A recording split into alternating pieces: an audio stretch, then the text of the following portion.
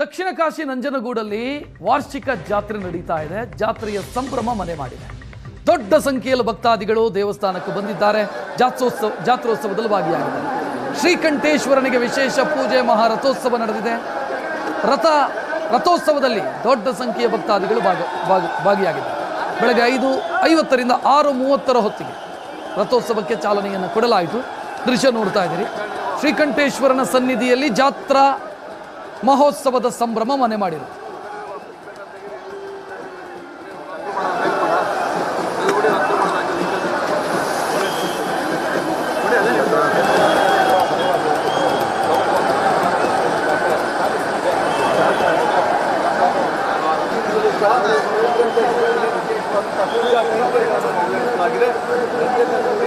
ಗೌತಮ ಪಂಚ ಮಹಾರಥೋತ್ಸವದ ಸಡಗರ ಸಂಭ್ರಮ ಮುಗಿಲುಮುಟ್ಟಿದೆ. ನಂಜನಗೂಡಿನಿಂದ ಕ್ಯಾಮರಾ ಪರ್ಸನ್ ರಘು ಜೊತೆ ರಾಮ್, TV9. ಲಕ್ಷಾಂತರ ಜನ ನಮ್ಮ ತಾಲೂಕು, ನಮ್ಮ ಜಿಲ್ಲೆ, ಅಕ್ಕಪಕ್ಕದ ಜಿಲ್ಲೆಗಳಿಂದ ಇಲ್ಲಿ ಬಂದಿದ್ದಾರೆ.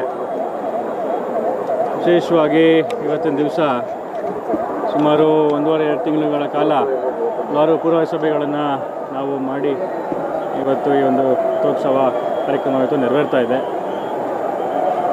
ಲಕ್ಷಾಂತರ ಜನ ಇವತ್ತು ಭಾಗವಹಿಸಿದ್ದಾರೆ. ಲಾಸ್ಟ್ ಇಯರ್ಕಿನ್ನ ಈ ವರ್ಷ ಜನ ಜಾಸ್ತಿ ಇದ್ದಾರೆ.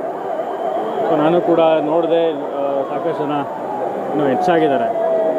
ಇನ್ನು ನಾವು ಮುಂದಿನ ದಿನಗಳಲ್ಲಿ ಇನ್ನೂ ಹೆಚ್ಚಿನ ರೀತಿ ಸುರಕ್ಷತೆಯನ್ನು ಒದಗಿಸುವಂಥದ್ದು, ಜನರ ಸೇಫ್ಟಿಯನ್ನು ಕಾಪಾಡಲಿಕ್ಕೆ ನಾವೆಲ್ಲರೂ ಕೂಡ ಪ್ರಯತ್ನವನ್ನು ಪಡಬೇಕಾಗ್ತದೆ. ಯಾಕೆಂತಂದರೆ ವರ್ಷಕ್ಕೂ ಜನ ಹೆಚ್ಚಾಗ್ತಾ ಇದ್ದಾರೆ.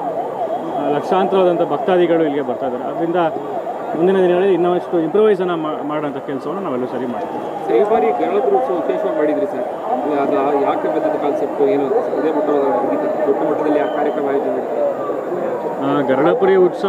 ಗರಳಪುರಿ ಅಂತಂದರೆ ನಂಜನಗೂಡಿಗೆ ಇದ್ದಂಥ ಹಳೆ ಹೆಸರು. ಅದರಿಂದ ಎಲ್ಲ ನಮ್ಮ ತಾಲೂಕಿನ ಹಿರಿಯರು, ನಮ್ಮ ಪಟ್ಟಣದ ಹಿರಿಯರು